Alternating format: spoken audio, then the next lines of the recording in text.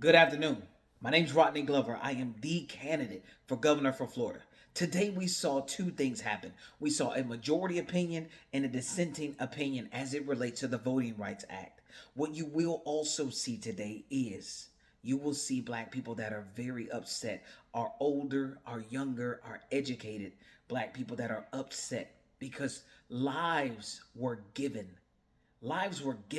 so that the disenfranchisement of a particular group of black voters, people who died just to go vote, could still be able to, that there were safeguards put in place for this to happen.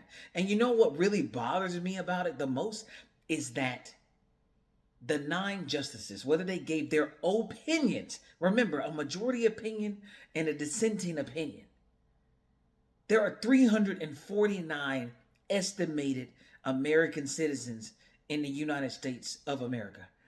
And the opinions of those individuals are not even weighed. No one said, okay, we heard your opinion, but this is going to affect our neighborhoods. It's going to affect our friends. It's going to affect our families. It's going to affect our schools. It's going to affect the jobs. It's going to affect our social lives. And we're not going to ask our citizens. When I tell you that I'm running for governor for Florida, it's because when decisions are made that are going to affect the majority of its citizens must weigh in. Not should, not shall, will, and must weigh in. Because the effects, before that Voting Rights Act, you could not vote at all. When the act came, they were still harming people for trying to exercise the vote. And now you have to create what they say is the intent. Hey, okay, this did affect an entire demographic of people. It absolutely did. But the intent was not racial. The intent was not bigoted. The intent was political. And you have to prove that the intent was racial. And that is almost impossible based on who's making that determination. Even though you can still show a pattern of, hey, this group that keeps being adversely affected by these votes because they don't have a voice, and because now you can draw these lines, because God help us, we cannot get away from racism, we can't get away from bigotry, and we keep gerrymandering. This is why I want everyone to have to weigh in. Everybody should have a transparent moment. We know every single judge and how they voted for this. That's why you won't see them just out and about. We know every single one of them and how they voted. You should know every single person and how they vote. You should. Because you should have to stand behind if you're going to be behind this. If you're okay with gerrymandering in order to get an advantage, what is the advantage? Who is the advantage over? We're watching in real time, just like they did back then, watched in real time, the destruction. When I tell you that I am trying to set in the same thing that's happening right now, they are setting up today for things that will have a cascading effect in the future.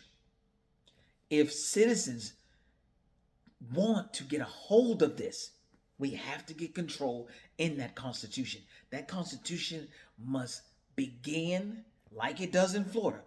All political power is inherent to its citizens, and it must end with its citizens. It must not be given away. Your democracy must not be given away. We have the availability right now to take it back, to put in the work right now that will cascade into the future, to ensure that if decisions are made that are going to impact 349 million people, that the people get a say so in that impact. instead of just having to be the ones that are gonna go outside here and now look at your neighbor left ways and sideways, not be able to trust anybody because we're concerned about if that person is going to go in their house and have that conversation that's going to be adverse to the individuals that are going to feel the harm when these lines get drawn, because you cannot prove, because it doesn't matter that it happens to a group of people, because it's okay to do it for political purposes, even if it has all of the characteristics of racism. At some point, citizens, if we're going to say that we are not that is not a representation of what we want, then we're going to have to stand in front of the decisions that we make.